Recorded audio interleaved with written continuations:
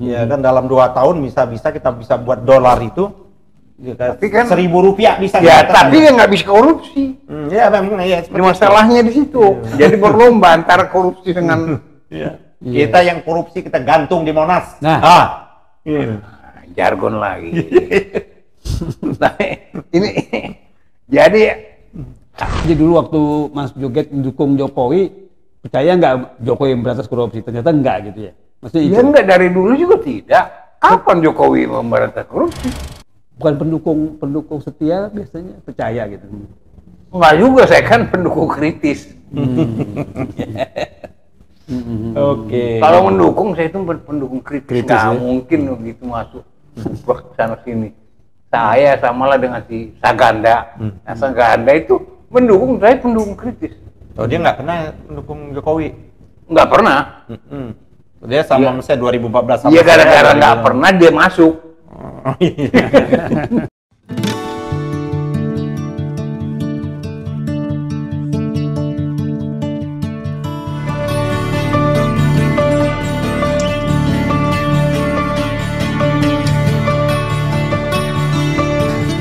Bismillahirrahmanirrahim. Assalamualaikum warahmatullahi wabarakatuh. Pemirsa Masumi TV dan Ahmad Yani Channel. Siang hari ini kita jumpa lagi untuk suatu bincang-bincang. Topiknya menarik, ini tentang subsidi BBM. Ya, ini pasti semua orang, semua kita punya kepentingan terhadap harga BBM itu yang katanya subsidinya mau dihapus, kemudian harganya naik pada tanggal 17 Agustus mendatang. Apakah ini benar? Ini pernyataan dari Luhut yang kemudian dikritisi oleh pengamat ya, energi dari UGM, Dr. Fahmi Radi, ya, yang menilai ini komunikasi tentang penarikan subsidi ini harus diluruskan, gitu, harus diluruskan karena bisa jadi nanti justru timbulnya panic buying gitu ya dari masyarakat pada tanggal 17 nanti, sehingga ini merepotkan negara. Ini urusan BBM tentunya siapapun pasti sangat berkepentingan. Nah, untuk bahas ini telah hadir Pak Ketua Umum Partai Masumi Pak Ahmad Yani SAMH, kemudian juga Pak Joko Edi Joket, bukan Joker, film Joker kan udah kita tonton. Profesor yang baru muncul lagi nih, udah lama nggak muncul lagi. Udah Sohib Kunjula ya. Luar biasa ini Pak Mas Joket. Jadi apa namanya, kita Cuman dia ada kasihan masih mengalami kendala. Ya. Nggak tulisannya nggak meluncur, belum meluncur ya, cuman sakit ya. Pikiran suaranya kan nanti kita buat agenda khusus dia pojok editorial Joket. Nah, editorial Joget, betul, bagus. Nanti kita akan bahas lagi. Oke, kita akan bahas ini kira-kira soal subsidi nih, gimana menurut Pak Ketum nih? Jadi gini loh, yang paling pertama itu yang harus kita letakkan betul itu hakikat kita berbangsa dan bernegara. Apa hakikat kita berbangsa bernegara? Sebagaimana dikemukakan di dalam pembukaan Undang-Undang Dasar itu adalah melindungi segenap tumpah darah. Satu. Betul. Yang kedua mencerdaskan. Bangsa. Yang ketiga ikut menjaga ketertiban dunia. Yang keempat kesejahteraan. Jadi melindungi kesejahteraan ini pembuka dan penutup. Itulah tugas dan tanggung jawab negara. Nah, kalau negara belum mampu dalam konteks mensejahterakan, maka adalah subsidi sebuah keniscayaan, gitu loh. Yang harusnya nggak harus disubsidi, mereka rakyat itu udah bisa menerima dengan sumber daya kita, sumber daya alam dan sumber daya kita yang luar biasa. Seharusnya rakyat kita ini sudah sejahtera. Gratis malah ya? Iya, harusnya gratis gitu loh. Bisa nggak? Bisa. Kita lakukan gratis dalam pos-pos yang lainnya. Terus harga BBM kita bisa kita memang kontrol. Pertanyaan dari dulu Pak Eri, kita tidak tahu berapa sebetulnya harga pokok produksi BBM kita ini. Ini kan kali-kalian aja ini. Terus di satu sisi pemborosan di Pertamina luar biasa. Yang katanya Ahok diberikan misi impossible, misi khusus.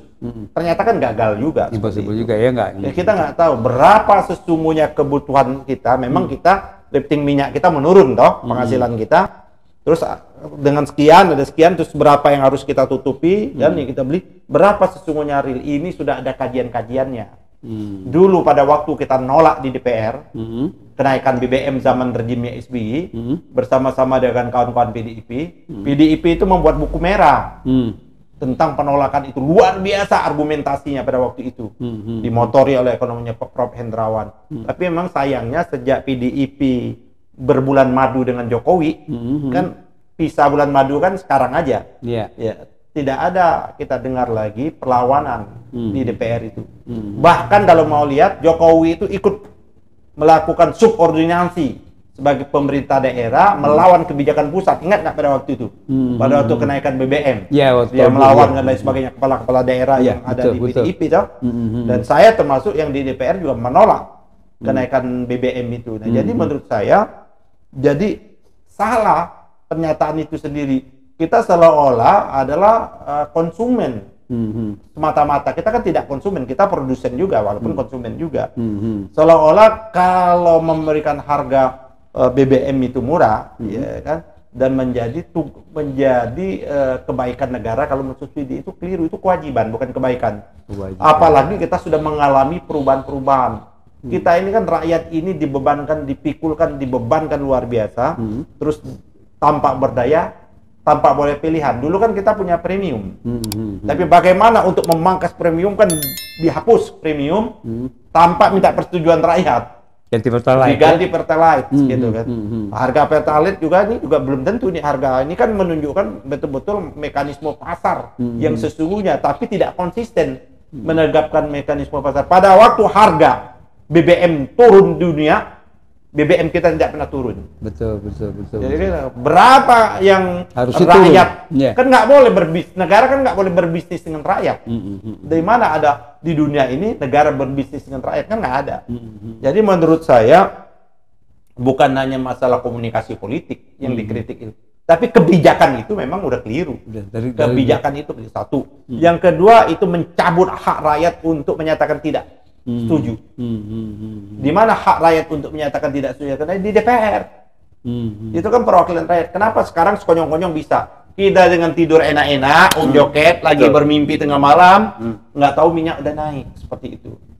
Tanpa minta persetujuan kita, menurut saya itu hal yang sangat fundamental. Betul. Oke, kalau misalnya rakyat menolak DPR salurannya gitu, tapi DPR-nya tahu sendiri kan DPR kita nggak berfungsi gitu.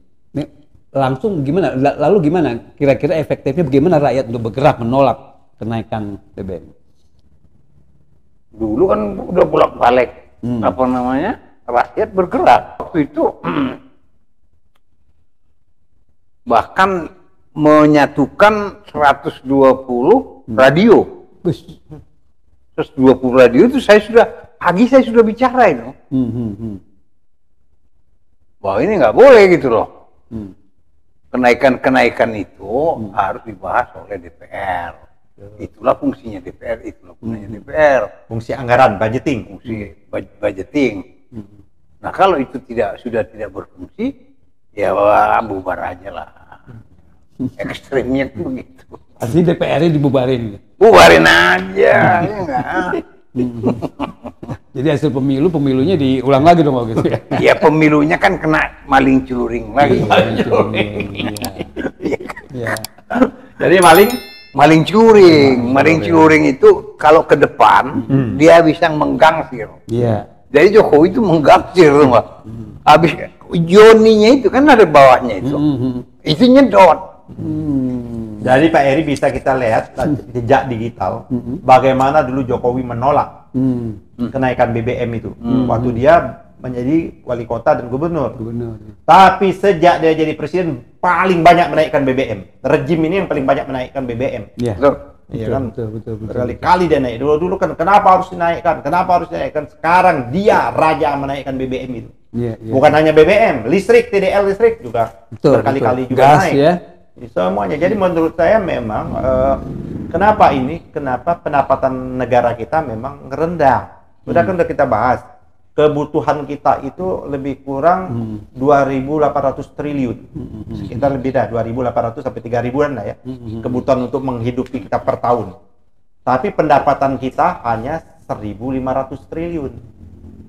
Apa ini? Iya kan?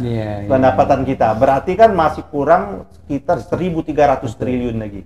Dari mana 1.300 triliun itu ya? Itu pasti utang itu akhirnya. Utang lagi. Ya kan? Kenapa kebutuhan kita kebutuhan untuk bayar utang. Bunga utang aja sudah 400 sampai 500 triliun. Terus bayar utang pokok, cicilan pokoknya udah 500, sudah 1000 triliun. Terus biaya APBN kan 20%. Itu sekitar 200 sampai udah 1300. Belum yang lain-lain. Jadi memang kebutuhan kita tinggi, pertanyaan kita apa iya pendapatan kita rendah seperti itu? Menurut saya tidak. Banyak yang hilang. Faisal Basri itu udah mengumumkan di proses nikel aja 2 nama dia sebut loh, Faisal Basri dari KPK. Cuman sayangnya belum ditindaklanjuti 2 nama. Salah satu yang disebut itu kan, ini dicek di pernyataan digitalnya Basri. Salah satunya itu ya itu mantunya Presiden Bobby terlibat kasus nikel itu, ya kan? Termasuk salah satu ketua umum partai kan, dari biji nikel. Terus dari mana? Dari batu bara. Dari mana? Dari emas. Dari mana? Dari bauksit. Timah kita. Kita ini betul-betul kaya raya Republik ini nih. Kemana ya? Kemana uang yang sebanyak itu? Kalau kita diurus dengan benar, peristiwa Om Joket ini yang harus bayar 100 juta lebih, 160. Orang sakit itu menurut saya penghisapan betul. Jadi ada juga dalam keadaan COVID, dalam keadaan bencana, orang yang mendapat keuntungan yang berlipat ganda. Kalau menggunakan terminologi kuluhu tadi, terminologi Islam itu riba di atas riba. Riba di atas riba ya seperti itu. Dia menyedot betul itu. Sehingga dia sumsumnya habis nih disedot. Sehingga menyebab dia hilang. Ini alhamdulillah udah bisa rebound kembali gitu loh Pak Heri. Jadi menurut saya memang ini persoalan kita. Nah, oleh karena itu kita harus mengembalikan lagi tatanan ini kepada tatanan normal. Setiap kenaikan pajak dan kenaikan-kenaikan lain harus minta persetujuan DPR-nya rakyat melalui wakilnya. Maksudnya kalau misalnya soal harga BBM ini nanti memang betul-betul naik gitu, itu gimana gitu kan? Artinya harusnya kan Pak Prabowo. Yang naik itu gini, harus digini Pak Heri. Yang naik itu naik BBM dunia atau mereka? Sebenarnya banyak formulasi lain enggak. Formulasi lain itu banyak tanpa harus menaikkan BBM. Kita masih banyak seperti itu. Kalau saya dikasih kesempatan memimpin negara ini selesai ini. Ya kan dalam 2 tahun bisa kita bisa buat dolar itu. Tapi kan Rp1.000 bisa. Ya tapi kan nggak bisa korupsi. Ya memang ya. Masalahnya di situ. Jadi berlomba antara korupsi dengan kita yang korupsi kita gantung di Monas. Jargon lagi. Artinya sama aja dulu waktu Mas Joget mendukung Jokowi. Percaya nggak Jokowi memberantas korupsi? Ternyata enggak gitu ya. Maksudnya ya enggak, dari dulu juga tidak. Kapan Jokowi memberantas korupsi? Bukan pendukung setia biasanya percaya gitu. Enggak juga, saya kan pendukung kritis. Oke. Kalau mendukung saya itu pendukung kritis. Nggak mungkin gitu masuk ke sana sini. Saya samalah dengan si Saganda. Nah, Saganda itu mendukung, saya pendukung kritis. Oh, dia nggak pernah mendukung Jokowi? Nggak pernah. Dia sama saya 2014. Iya, gara-gara nggak pernah dia masuk. Oke. Terima kasih pemirsa TV Maksumi dan namanya channel. Kita akhiri dialog kita menarik sekali, tapi karena keterbatasan waktu, kita berharap nanti lain waktu kita cari topik lain, kita tentukan harinya kapan kita akan taping lagi. Tapi kita umumkan lah, paling nggak melalui ini bahwa sahabat kita yang namanya Joko Edi Abdurrahman sudah rebound, sudah kembali lagi. Betul. Nanti pada momen ini kita akan sampaikan, nanti kita akan sering tampil ya. Prof Joget ini, Joko Edi Abdurrahman memberikan ulasan-ulasan yang tentang ekonomi, ya kan, yang berbau politik tentunya ahlinya gitu ya. Oke, terima kasih pemirsa TV Maksumi dan Ahmad Yani Channel. Billahi taufiq wal hidayah. Wassalamualaikum warahmatullahi wabarakatuh. Waalaikumsalam warahmatullahi wabarakatuh.